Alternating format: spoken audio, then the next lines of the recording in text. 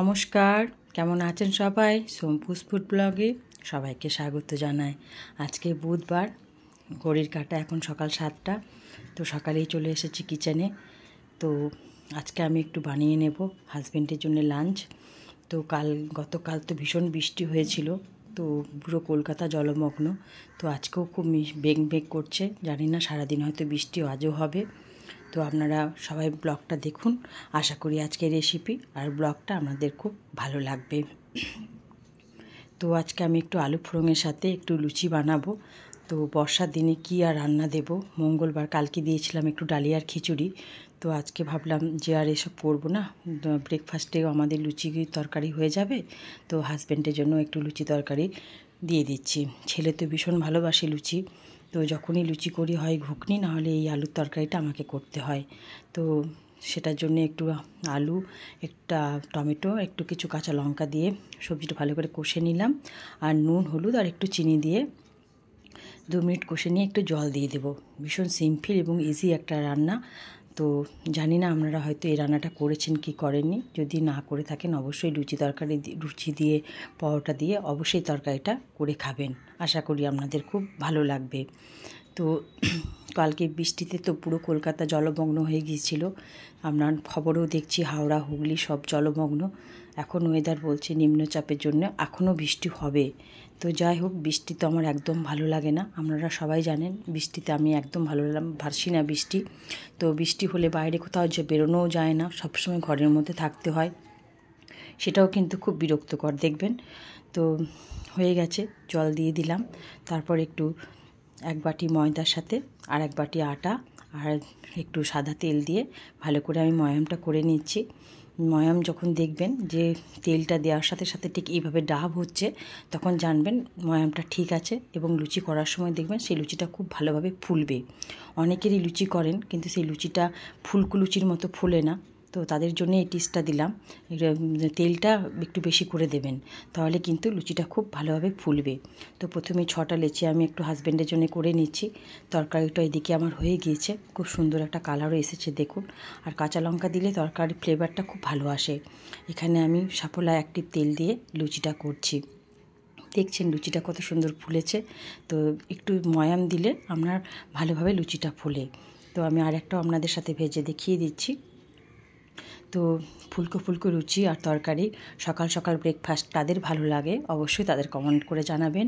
আর আমার ব্রেকফাস্টগুলো আপনাদের কেমন লাগে, লাঞ্চের রেসিপিগুলো কেমন লাগে অবশ্যই কমেন্ট করে জানাবেন। তো হয়ে গিয়েছে হাজব্যান্ডের জন্য লুচি। তারপরে আমি লাঞ্চ বক্সটা রেডি করে নিচ্ছি, একটু বোঁদে দিয়ে দিলাম। আর খাবার খেয়ে গেল কর্নফ্লেক্স আর আম। তো হাজব্যান্ড অফিস চলে গেল। তারপর আমি এখন ভাবছি একটু রান্না করে নিই। কতগুলো ভেজিটেবল ছিল ফ্রিজে, তো সজনের ডাঁটা, কাঁচা কলা, করলা, বেগুন, টমেটো, ভাবলাম একটা সবজি বানিয়ে নিই। এটা শুক্তো বলবো না, একটা শুক্তোর মতোই একটু তেতো তেতো হবে রান্নাটা, খেতে খুবই টেস্টি হয়। একবার এই রান্নাটা দেখে আপনারাও কিন্তু ট্রাই করতে পারেন।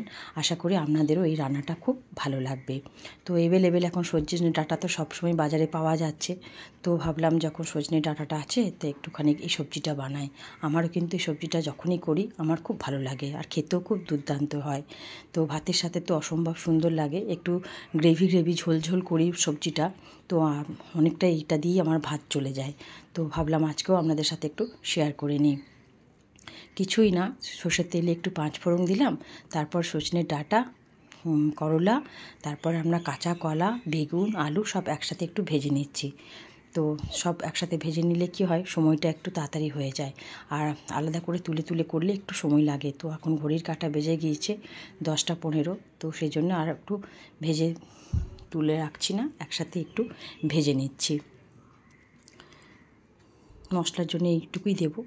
এখানে একটু সর্ষে বাটা, পোস্ত বাটা দিলেও খুব ভালো হয়, সেটাও আমি অন্য দিন করে দেখাবো। আজকে একটু টমেটো, আদা, একটু রসুন দিয়ে আমি করে দেখাচ্ছি। 2-3 মিনিট একটু ভেজে নিলাম, বেশি ভাজবো না, এই মিডিয়াম রেখেছি গ্যাসে আমি। তারপর আমার মিক্সিতে করা মশলাটা আমি দিয়ে দিলাম। এখানে টমেটোটা অবশ্যই দেবেন, তাহলে রান্নার টেস্টটা খুব ভালো লাগবে। আর করলাটা একটু যদি বেশি থাকে তাহলে তেতো তেতো ভাবটাও খুব ভালো লাগে এই সবজিটাতে খেতে। তো করলাটাও একটু বেশি দেবেন। আর খেয়াল রাখবেন এই সবজিটা যদি করেন তাহলে সব সবজি কিন্তু লম্বা লম্বা করে কেটে রাখবেন। যেমন কথায় আছে যেমন সবজি কাটবেন সেরকম কিন্তু রান্নার টেস্ট হয়। তো সেটা আমি আমার মা কাকিমাদের কাছেই শিখেছি। আমার মা যখন রান্না করতো তখন আমার মা ঠিক এইরকমভাবেই রান্না করতো, আর আমি মায়ের কাছেই এই রান্নাগুলো সব শিখেছি।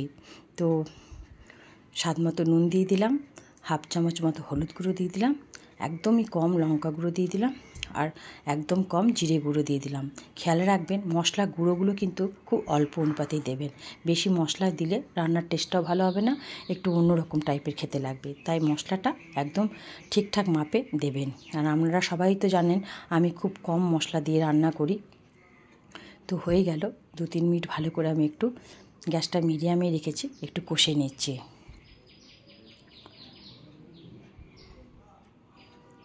আপনাদের বৃষ্টি কেমন লাগে, বর্ষাকাল আপনাদের কেমন লাগে অবশ্যই কমেন্ট করে জানাবেন। আর কোথা থেকে ভিডিওটা দেখছেন সেটাও কিন্তু জানাবেন, তাহলে বুঝতে পারবো বৃষ্টিটা আপনাদের ওখানে কেমন হয়েছে। কলকাতা তো সবাই খবর দেখছেন, কলকাতাতে তো খুবই বৃষ্টি এবং সমস্ত কলকাতা জলমগ্ন। আমি থাকি ভিআইপি রোডে, তো ভিআইপি রোড পুরো একদম ডুবে গিয়েছে বলতে পারেন। তো সেখানে একদম বেরোনো যাচ্ছে না। হাজব্যান্ডও খুব কষ্ট করে গাড়ি নিয়ে গিয়েছিল কাল অফিস, কিন্তু খুব কষ্ট করে আবার ফিরেছে। গাড়িতে জল ঢুকে যাওয়ার বেশি প্রবণতা থাকে। তো যাই হোক, আজকে জলটা বেশি নেই, কিন্তু মেঘলা ওয়েদার হয়ে আছে, হয়তো হতে পারে বৃষ্টি আবার। তো এই দিক দিয়ে আমার আলুর সবজি সব সেদ্ধ হয়ে গিয়েছে। তো দেখুন রান্নার কালারটাও কতটা সুন্দর এসেছে। একটু রান্নাটা ব্যালেন্স রাখার জন্য একটু চিনি আমি এখানে দিয়ে দিলাম। আর নামানোর শেষে আমি একটু ভাজা মশলা দিয়ে দেবো। ভাজা মশলাটা আমার শেষ হয়ে গিয়েছে, আবার আমাকে বানাতে হবে। তো যাই হোক, 1 চামচ মতোই ছিল, সেটুকুই আমি দিয়ে দিলাম। একদমই রেডি হয়ে গিয়েছে এই সবজিটা। একবার হলেও আপনারা কিন্তু এভাবে বানাবেন, ভালো লাগলে কমেন্ট করে জানাবেন। পাত্রে আমি ঢেলে নিলাম। তারপর ভাবলাম আজকে একটু ডিমের ডালনা করি। অনেক দিন এই ডিমের ডালনাটাও আমি করে খাইনি। তো তার জন্য মশলায় যে দেখছেন একটা টমেটো, একটা পেঁয়াজ, এখান থেকে আমি হাফ হাফ করে কেটে কুচি করে রেখে দেবো ভাজার জন্য। আর এখান থেকে হাফ আমি মিক্সি করে নিলাম। তো তেল দিয়ে দিয়েছি, সর্ষের তেলে একটু হলুদ দিয়ে দিলাম। ডিমগুলো ভাজার সময় যদি একটু হলুদ দেওয়া থাকে তেলে, তাহলে ডিমগুলোও ফোটে না আর আমরা তেলটাও গায়ে ছিটে আসে না। তাই হলুদটা আমি দিয়ে দিই। ডিমগুলো একটু লাল করে এখানে ভেজে নেব। এটা আগে আমি খুবই খেতাম, খুবই ভালো লাগতো ডিমের ডালনা। বহুত দিন পর আমি এই ডিমের ডালনাটা বানাচ্ছি। তো ভাবলাম বৃষ্টির দিনে আর মাছ মাংস খেতে ভালো লাগছে না, আজকে একটু ডিমই খাই। আর ডিম করলেই জানেন তো আমি 2টো করে ডিম খাই। আমার ডিম খুবই প্রিয় একটা খাবার, মাছ মাংসর থেকেও আমার ডিমটা খুব ভালোবাসি। তো যাই হোক, ডিম ভাজা হয়ে গিয়েছে, ডিমগুলো আমি তুলে নিচ্ছি। একটু লাল করেই ভাজলাম, হলুদ দিয়েছি বলে বেশ কালারটাও ভালো এসেছে দেখুন। তো যে পেঁয়াজ আর টমেটোটা দেখিয়েছিলাম সেটা অর্ধেক মিক্সকে দিলাম, আর অর্ধেকটা আমি একটু ভেজে নেব। আলুটাও একটু ভেজে নিচ্ছি। আলু খুব একটা খাওয়া হয় না, কিন্তু কোনো কোনো রান্নাতে দেখবেন আলু না দিলে ঝোল বলুন গ্রেভিটা ঠিক হয় না, তার জন্য আলু একটু দিতেই হয়। যাই হোক, আলুটাও তুলে নিলাম। তারপর অর্ধেক পেঁয়াজটা যে কুচি রেখেছিলাম সেটা একটু হালকা করে একটু ভেজে নেব। ডিমের ডালনাটাও খুব সুন্দর টেস্টি হয়েছিল, গরম ভাতে অসম্ভব সুন্দর লাগে, রুটি পরোটার সাথেও কিন্তু এই ডিমের ডালনাটা খুব ভালো লাগে। গ্যাসটা আমি মিডিয়ামে রেখেছি। এরপর আমি অর্ধেক টমেটোটাও রেখেছিলাম, সেটাও কুচি করে দিয়ে দিলাম। একটু 2-3 মিনিট হালকা করে আমি একটু ভেজে নিচ্ছি।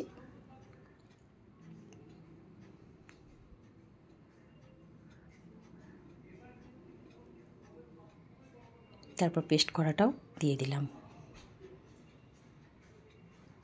এখানে 2-3টে কাঁচা লঙ্কা দিলে আরও ভালো হয়, কিন্তু এই যে ছেলে ঝাল খায় না, আমাদের ঝালটা একটু কম খাওয়া হয়, তার জন্য কাঁচা লঙ্কাটা দিলাম না। আপনারা চাইলে এখানে 3-4টে কাঁচা লঙ্কা দিলে রান্নাটা আরও সুন্দর হবে। এরপর স্বাদ মতো আমি এখানে সব গুঁড়ো মশলাগুলো অ্যাড করব। প্রথমে আমি স্বাদ মতো নুন দিয়ে দিলাম, তারপর হাফ চামচ মতো হলুদ গুঁড়ো, 1/4 চামচ আমি এখানে লঙ্কার গুঁড়ো, আর 1/4 চামচ আমি এখানে জিরে গুঁড়ো দিয়ে দিলাম। গুঁড়ো মশলার মধ্যে এইটাই সবাই সব কিছুতেই ইউজ করে, এখানে বলার কিছু নেই, এইভাবেই দিতে হবে। জল দিয়ে আর একটু মশলাটা আমি ভালো করে কষে নেব।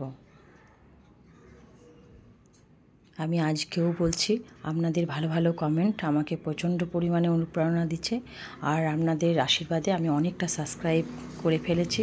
এইভাবে আমার কাছে বা আমার পাশে থাকার জন্য অসম্ভব আমি গ্রেটফুল হয়েছি আপনাদের কাছে, এইভাবে আমার পাশে থাকার জন্য। আর যারা এখনও পর্যন্ত সাবস্ক্রাইব করছেন না বাট ব্লগটা দেখছেন, তাদের কাছে একটাই রিকোয়েস্ট, একটা সাবস্ক্রাইব করে নেবেন। ধন্যবাদ। তো মশলাটা কষানো হয়ে গিয়ে তারপর আলু আর ডিম মশলার সাথে একটু কষিয়ে নিচ্ছি। এই ডিমের ডালনাটাই কাদের কাদের ভালো লাগে অবশ্যই কমেন্ট করে জানাবেন। আর কেউ যদি এরকম না করে থাকেন, আমার রান্নাটা দেখে অবশ্যই একবার এরকমভাবে বানাবেন। ভালো লাগলে আমাকে একটা কমেন্ট করে জানাবেন, বন্ধুদের সাথে একটু শেয়ার করে নেবেন। একটু মতো আমি জল দিয়ে দিলাম, একটু ডালনা করব তো সেই অনুপাতেই আমি একটু জল দিয়ে দিলাম। এক্সট্রা আজকে একটা ডাল চাপাচ্ছি না, এই দিয়ে আজকে ভাত খাওয়া হয়ে যাবে। ছেলে একটু চাইলো ব্ল্যাক কফি, তো ওই কাজের ফাঁকে ওকে একটু ব্ল্যাক কফিও দিয়ে দিলাম। সুন্দরভাবে আলুগুলোও সেদ্ধ হয়ে গিয়েছে। দেখুন ডিমের ডালনার কালারটাও কত সুন্দর এসেছে। তারপর রান্নাটা ব্যালেন্স রাখার জন্য এখানে একটু চিনি দিয়ে দিলাম।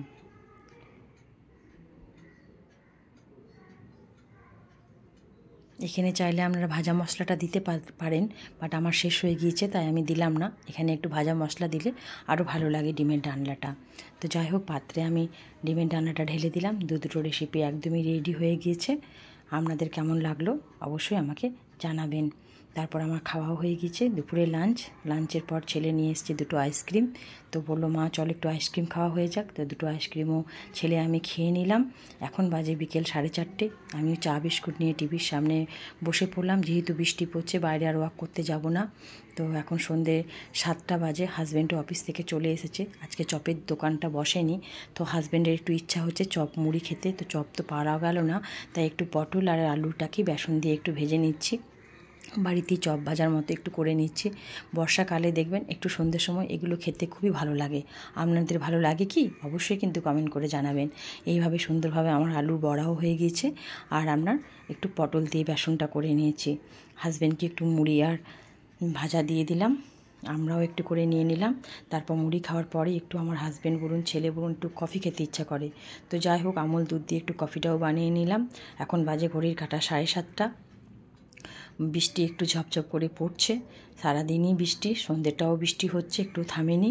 তো এই বৃষ্টির মুখে একটু বেশ ভাজা চপ মুড়ি কফি খুবই ভালো লাগে, জমিয়ে গেল একদম সন্ধ্যেটা।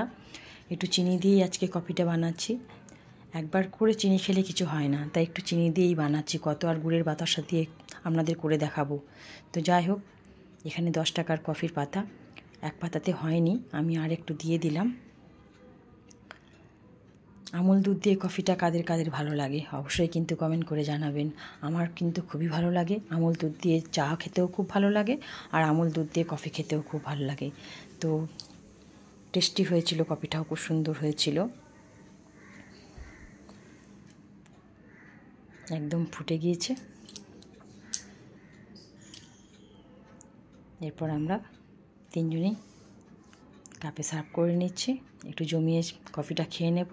তারপর আজকে রাতের জন্য একটু খিচুড়ি বানানো আছে, একটু খিচুড়ি খাবো ছেলে আর আমি, আর হাজব্যান্ড তো একটু ভাত খাবে, দিনেকার রান্নাগুলো আছে। তো সেই জন্য এই কফিটা খাওয়ার পর আবার রাতেকার খাবার তৈরি করতে হবে, সব একটু গরম করে নেব। তারপর হাজব্যান্ড আজকে অফিসে আসার সময় একটু আম নিয়ে এসেছিলো। মনে হয় শেষ প্রান্তে আমটা আমার বাড়িতে আসছে, ন্যাংরা আমি আর মনে হয় পাওয়া যাবে না। এই আমগুলো এখন 100 টাকা কেজি হয়ে গিয়েছে। মিষ্টি, হিমসাগরের মতো না হলেও মিষ্টি আছে, খেতে ভালো লাগলো। বাস এবছরে খুবই আম খেলাম, আপনাদের সাথে অনেক আম শেয়ার করলাম। তো এখন ঘড়ির কাঁটা বাজে 9:30, খিচুড়ি নিয়ে বসে গেলাম। খিচুড়ি, বেগুনি, একটু পাঁপড় ভাজা আর আলুর দম একদমই রেডি হয়ে গিয়েছে খাওয়া। ভালো থাকবেন, সুস্থ থাকবেন, দেখা হবে অন্য একটা ব্লগে। এতক্ষণ ধরে ভিডিওটা দেখার জন্য অসংখ্য ধন্যবাদ।